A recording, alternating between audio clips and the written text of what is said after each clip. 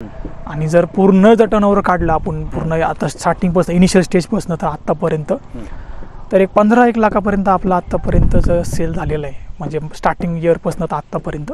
किती दिवसांचा असो टोटल? एका वर्षाचा म्हणता येईल? नाही, आम्ही हे 3 वर्षाचं म्हणतोय पूर्ण 15 लाखाचं, आणि ह्या वर्षीचं आपलं 5.5 लाखाचं पूर्ण सेल झालेलं आहे. प्रत्येक वर्षाला तुम्हाला 5-5.5 लाख निव्वळ नफा मिळतो यात? हो, नफा. हो हो.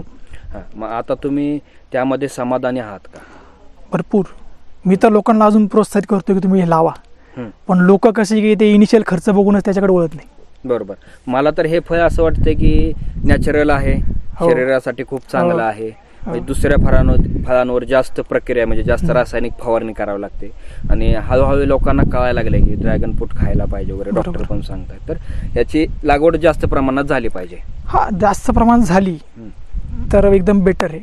आणि जरी जास्त झाली तरी याची मालाची विक्री करायची टेक्निक जर असेल तर 100% माल आपण प्रॉपरली विकू शकतो. जरी लागवड जास्त झाली तरी 50 रुपयेपर्यंत जरी दर गेला तरी पण शेतकऱ्याला खूप फायदेशीर आहे फळ.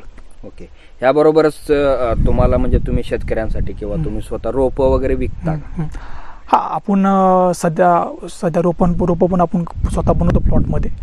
आणि रोपांचे पण आपली अशी कंडिशन आहे की आपण काय असे म्हणजे खराब क्वालिटीचे रोपं बनवत नाही आपण. जी मदर स्टेम असते, जसं की आता तुम्ही बघू शकता की हे जे आहे हे तर फळ येऊन गेलेले आहे, ही आता ही मदर स्टेम आहे. हे आपण मदर स्टेम कट करतो आणि त्याचीच आपण रोपं बनवतो, ना की 40 स्टेमची. ओके. तर आता मार्केटमध्ये ट्रेंड काय आहे की काही शेतकरी काय करतात, जे ड्रॅगन फ्रूटची छोटे बाग आहे ते काय करतात 40 स्टेमची पण रोपं बनवतात आणि ते विकतात. ते हे चुकीचं आहे. त्याच्याने काय होतं की त्यांच्या जे प्लॉटमध्ये जे व्हरायटी लावलेलं आहे त्यांना पुढे त्रास होतो पुढे यायला. आपण ते तुम्ही तसं केल्यामुळे ते तुम्हाला आता 600 ग्रॅम 700 ग्रॅमचं जे फळ मिळाले ते पण शेतकऱ्याला जास्त क्वालिटीचं मिळू. हो, 100% या रोपांमुळे. त्यामुळे तुमच्याकडून जे रोपं लावतात ती पद्धत योग्य आहे. सेल करण्यासाठी तुमच्याकडे काय प्रोसेस वगैरे आहे का लोकांना? कसली याची म्हणताय का? रोपांची. हा, रोपांची कसं आहे की आम्ही सध्या ऑर्डर वगैरे द्यावं लागते. ऑर्डर द्यावं लागते आपल्याला 1 मंथ आधी. त्या वेळी आम्ही मग पुढचे प्रोसिजर करून आम्ही मग ते तयार करतो. किती दिवसात रोपं त्यांना मिळू शकतात? समजा ऑर्डर त्यांनी 1 महिना आधी दिली तर त्यांना ह्या नोव्हेंबरमध्ये दिली, डिसेंबरमध्ये तुम्हाला ते भेटून जाईल रोप.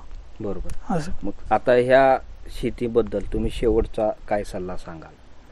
सल्ला हेच सांगेल की ही शेती काही एवढी अवघड शेती नाही आहे. एकदम म्हणजे सुटसुटीत आणि एकदम सिंपल आहे.